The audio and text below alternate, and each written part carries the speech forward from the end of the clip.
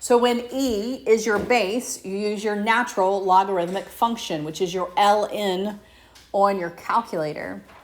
It is an exponential function, so it exponentially grows. E is your base. Y equals e to the x, and then the inverse is y equals the natural log of x.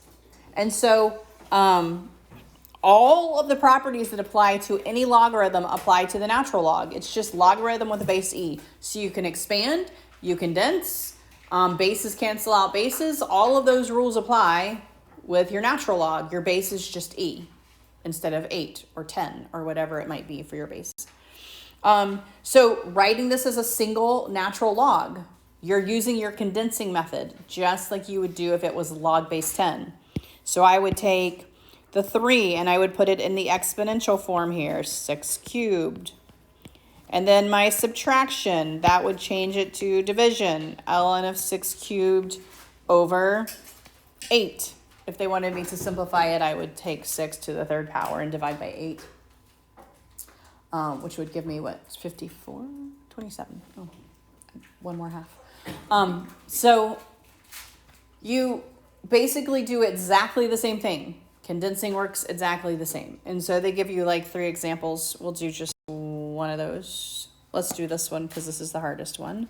So if we did this, 1/4 natural log of 3 plus 1/4 natural log of x.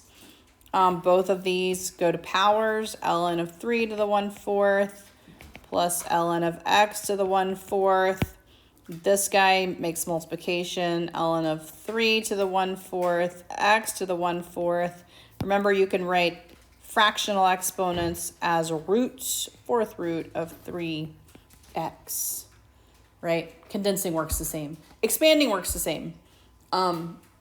It's just a different base. And so when you're solving equations, this is what I want you to keep in mind. You are going to use the same methods, but now your base is an e.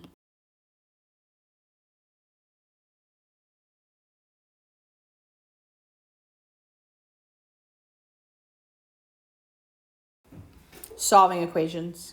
So I have this equation, ln of 3x plus 5 squared equals 4.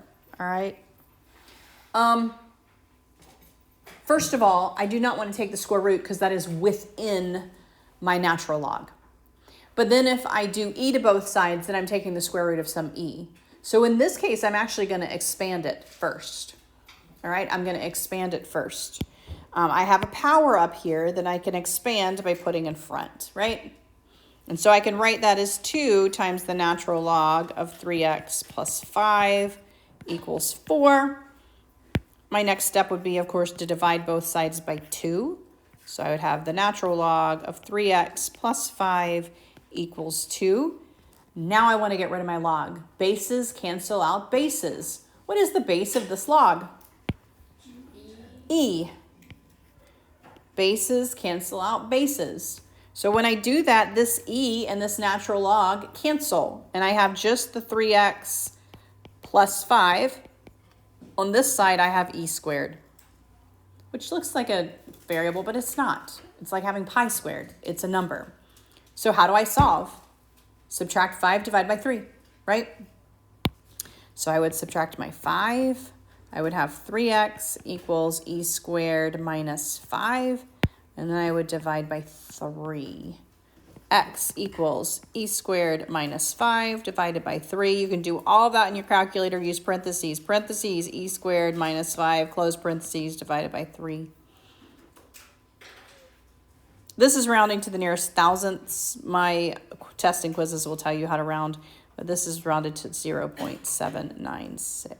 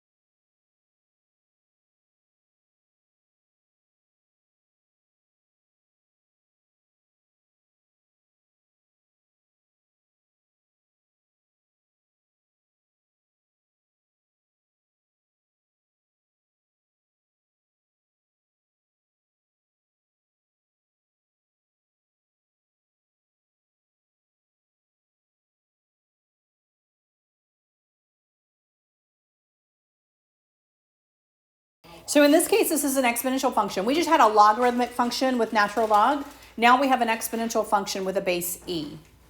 So just like we did it with base 10, we can do it with base 7, we can do it with base 3, we're going to do the same thing with base e. You want your e by itself first. All right, so in this situation, I am starting with this particular function here, and I need the e by itself. So I am going to do the process of getting the e by itself just like I would for any algebra problem, right? So I have 7e to the 2x equals 2, no, what am I doing? 17.5? Yes. Divide both sides by 7, e to the 2x. This is where I get, what, 2.5. Now, bases cancel out bases. So if I have this function here, I can take the natural log of both sides. So I can say the natural log of e to the 2x equals the natural log of 2.5. All right? This base cancels out this base, and on the left-hand side, I have just 2x, and on the right-hand side, I have natural log of 2.5, and then I can divide both sides by 2. So x is going to equal the natural log of 2.5 divided by 2, which is 0.458.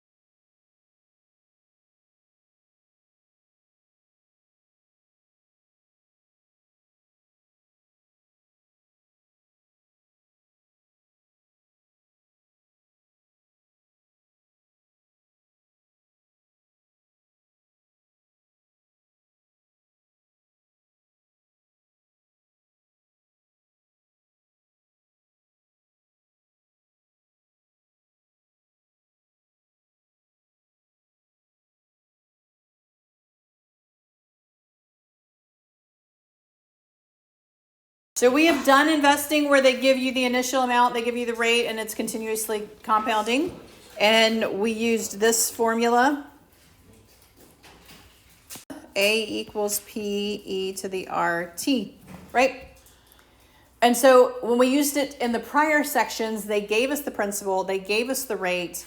They wanted to know what it would be in a certain amount of time. And so you plugged in time and you got the amount. All right. For this one, we're actually going to be solving for either the rate or the time, because now we know how to get something out of the power. All right. So it says an initial investment of $100 is now valued at $149.18. The interest rate is 8% compounding continuously. How long has the money been invested? So now they have told us what it is worth right now. That is my account balance, $149.18. They told us our principal, or our initial amount, which was $100. And they told us our rate, which was 8%. And they want us to know how long it was invested.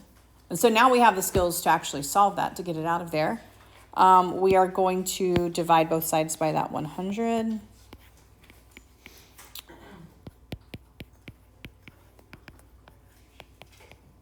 Right, and then we can just do natural log. Natural log of this right here equals, that the natural log is going to cancel that e, so we have that. And then we can divide both sides. So the time is going to be the natural log of that 1.4918 divided by 0.08. And they rounded to years, and so it was 5 years.